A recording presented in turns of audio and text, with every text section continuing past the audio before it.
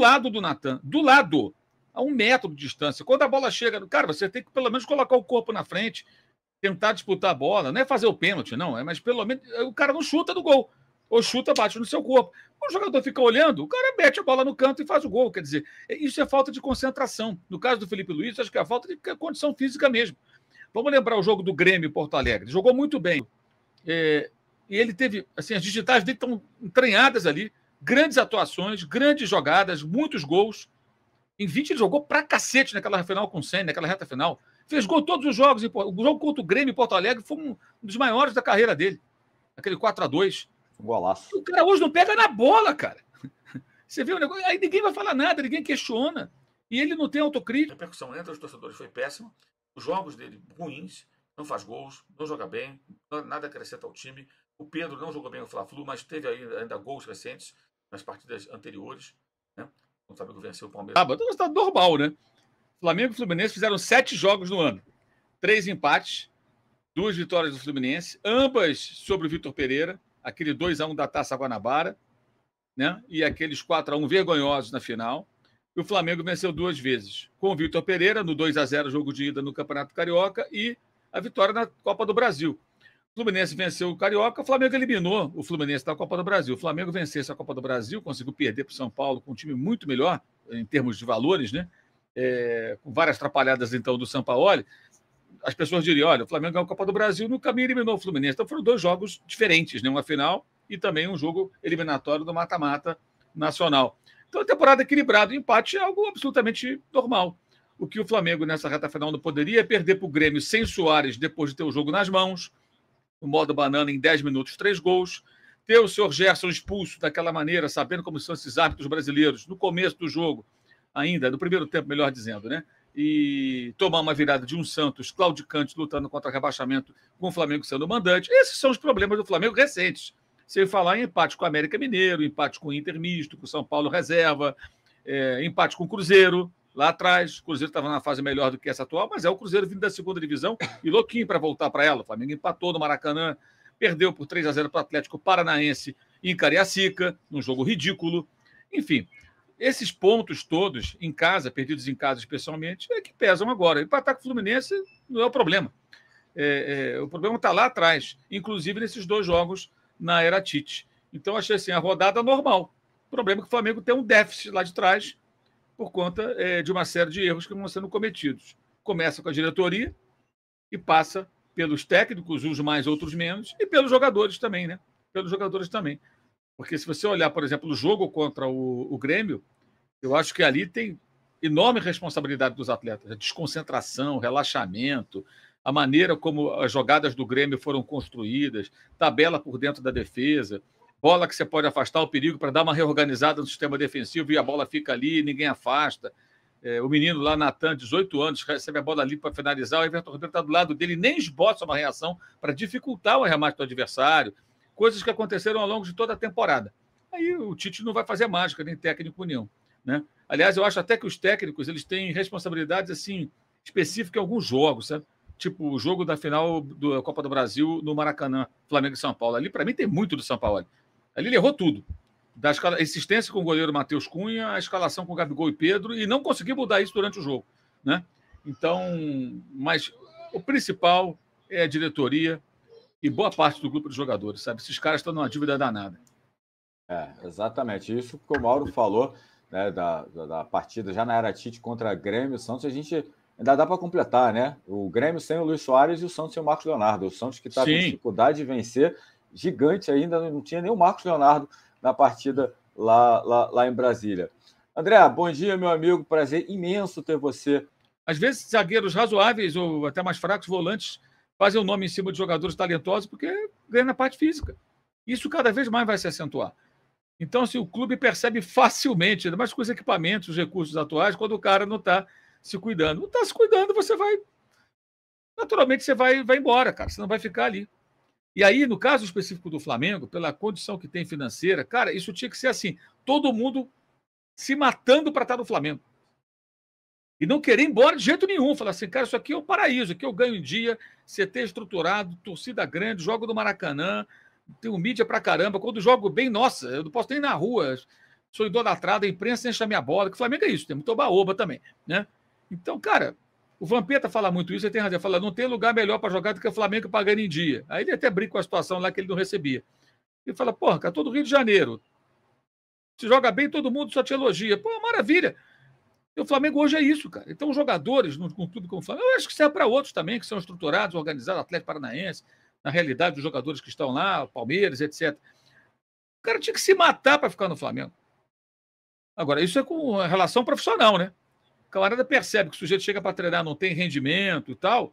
Ô, bonitão, vem cá. O que está acontecendo aqui? Olha só os índices aqui, estão caindo. Você está dormindo direito? Está indo para o berço? É isso, cara. Aí o técnico vai, afasta de um jogo, manda fazer recondicionamento. E o cara vai queimando o filme dele naturalmente. Então não renova contrato, vai embora, traz outro. E a vida segue, cara. E olha, depois que o Guardiola deu um pé no traseiro do Cancelo, que era o melhor jogador dele em dado momento, eu acho que, assim, não é um super craque, mas era um cara importante. O André acompanha bastante, sabe disso. Mudou até o cara de lado, o cara jogou como nunca. Ele era um jogador fundamental. Algum ruído houve ali, ó. Tchau, tchau. E ganhou tudo, cara. O cara foi embora, ele reconstruiu o time e ganhou sem ele. E você imagina o que os outros jogadores não falam entre si. Cacete, o homem mandou o cara embora e o time depois ficou mais forte. O próprio Gundogan, que teve momentos bons e ruins na temporada, mas encerrou em alta. Quis ir embora para o Barcelona, seguiu o caminho dele e tal. Obrigado, tchau. Você já escreveu aqui sua história, a vida vai seguir, vamos trazer outros caras. Não é refém de ninguém, cara. E chegou no Barcelona, depois do clássico contra o Real, ainda falou assim, pô, lá no City não era assim, eu achei o time muito acomodado, muito conformado. No vestiário, os jogadores não estavam revoltados por terem perdido como ele achava que deveria ser. Porque no Manchester City, diz ele, quando perde um jogo, a chapa esquenta. Todo mundo fica com raiva, o técnico cobra pra caramba, porque o cara tá buscando sempre a excelência. Peitar o jogador do Fluminense. O árbitro fez uma média expulsão de cada lado. Tivesse ele se jogado, mostrado por que foi agredido sem nenhuma reação, ele erguesse os braços, eu não fiz nada, certamente não seria expulso, não teria nem argumento o árbitro do jogo, o Wilton Pereira, para mandar embora para o chuveiro o Gabriel. Ainda demorou um tempo a sair, esfriando ainda mais uma tentativa, embora enfraquecida, mas era uma tentativa final do Flamengo de chegar ao gol da vitória. Mas a situação é a seguinte, eu dei essa informação, inclusive em primeira mão, você pode até ver aqui o vídeo, bem antes dos sites, dos companheiros aí, informarem que o Flamengo estava muito próximo da renovação do Gabriel. Na época, inclusive, a do Bruno Henrique mais complicada. Acabou acertando com o Bruno Henrique, estava muito perto do Gabriel acertar com o Flamengo por mais 4 anos, que somado a mais um ano de contrato que ele tem, que é 2024, seriam 5 anos de contrato do Gabriel Barbosa ao todo. Ele tem 1, ele ia ter mais 4, totalizando 5. E a repercussão foi péssima. Entre torcedores que, identificando a má fase do atleta, não entendem por que renovar com tamanha antecedência. Em off, o que se fala, né, pessoas do departamento de futebol aqui, tem que renovar logo, porque no meio do ano que vem ele pode assinar um pré-contrato com alguém. Até a fonte que me passou essa informação, eu questionei, vem cá, na época, mas quem é que vai assinar um contrato ou fazer uma proposta ao Gabriel no meio do ano que vem, ou perto disso, para ganhar mais do que ele ganha do Flamengo com o futebol que ele vem apresentando? Quem faria isso? Não consigo imaginar. Né? Não, ele pode receber e tal. Enfim, depende de como ele vai estar. Hoje, acho muito pouco provável. A fase dele é muito ruim. Ele é um jogador praticamente nulo em campo. Aliás, é algo que ele precisa resolver. Isso é com ele. O Flamengo ele tem que resolver, mas ele depende muito dele. Enfim. Depois a coisa esfriou porque a repercussão entre os torcedores foi péssima. Os jogos dele ruins, não faz gols, não joga bem, nada acrescenta ao time. O Pedro não jogou bem o Fla-Flu, mas teve ainda gols recentes nas partidas anteriores, né? Quando o Flamengo venceu o Palmeiras e o Fortaleza. Voltou a marcar, né? Foram 3 jogos seguidos marcando, inclusive marcou também na derrota para o Santos, 4 gols ele fez em 3 jogos, então nos 4 últimos o Pedro tem 4 gols. O Gabriel não marca com bola rolando há muito tempo, o Gabriel tem uma fase muito ruim e isso evidentemente pesa, né? Pesa e pesa bastante. E a repercussão foi muito ruim, inclusive dentro da diretoria.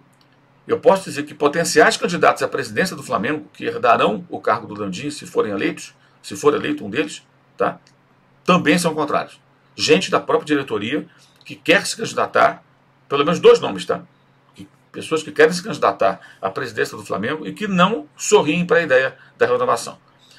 A tendência, pelo que eu apurei no final de semana, é o Landim, como sempre faz nessas horas, não falar nada, ficar quieto e tomar essa decisão adiante. Provavelmente concordando com a assinatura do contrato. Deve esperar o começo do ano, férias, noticiário mais tranquilo, a temporada acabou, O Flamengo não deve ser campeão brasileiro, não é o mais provável nesse momento, mas aí a torcida se acalma, o Tite fazendo o seu trabalho, contratações acontecendo eventualmente, um momento de expectativa e esperança de uma boa temporada depois de um ano desastroso de 2023 até aqui. Então o Gabriel assina um contrato e tal, vai ver uma reclamação, mas não seria como agora, com jogos sendo disputados, ele indo para o Maracanã, a torcida reclamando. Então, segundo uma fonte boa do Flamengo, me passou, essa é uma possibilidade bem razoável. Isso não é algo concreto, claro, gente. Isso é uma possibilidade. Muita coisa pode acontecer. Mas o Landim parece inclinado a concordar com o departamento de futebol. Eu acho isso uma inconsequência. Não vejo o menor cabimento na renovação de um contrato de um jogador um ano antes do final desse compromisso, com aumento de salário nesse desempenho e com a falta de interesse que ele demonstra em voltar a ser o grande artilheiro, o grande ídolo da torcida. Ele não parece mobilizado para isso, o que é uma pena. E eu falo isso sinceramente como uma crítica absolutamente construtiva, como quem respeita muito a história do Gabriel no Flamengo, como um dos grandes ídolos do clube na sua história. Mas ele precisa continuar escrevendo a sua história no Flamengo com glórias, e não com atuações bizonhas e aparições em rede social, essas coisas que não é isso que vai fazer dele um grande ídolo do Flamengo quando ele parar de jogar com a camisa rubro-negra, que um dia evidentemente acontecerá com ou sem renovação de contrato. Esse vídeo tem um patrocínio do Futebol Internacional. Então é isso aí, rapaziada, esse aqui foi o nosso vídeo de hoje, né? Aonde o Mauro César trouxe aí as informações de que a equipe do Flamengo não pretende renovar aí com o Gabigol, né? Fazer esses 4 anos de contrato que o Gabigol está pedindo, né? Então, pessoal, eu já quero perguntar para vocês que estão aí do outro lado da telinha, você é a favor ou é contra essa renovação? Você acha que o Flamengo tem que renovar com o Gabigol por esse período aí de 4 anos? E para hoje já, quer essa renovação para hoje, né? Lembrando que o contrato do Gabigol termina só em 2024, no final de 2024.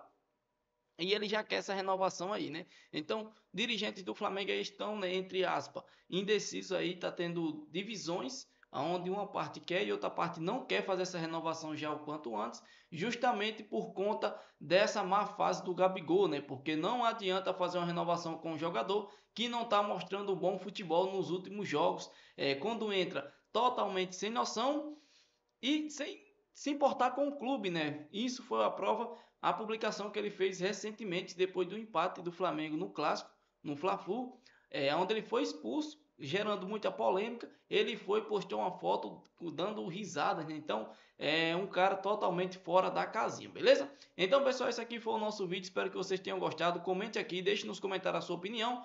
Deixa aqui, né, o que você acha a respeito disso. Você concorda com o lado do Mauro César, aonde ele é totalmente contra essa renovação já imediatamente do Gabigol, ou você é a favor, né, da boa parte aí da diretoria onde quer que essa renovação do Gabigol aconteça já para ontem? Comente aqui, deixe a sua opinião nos comentários, que é muito importante. Inscreva-se também no nosso canal Mengão News Oficial e até os próximos vídeos e fui!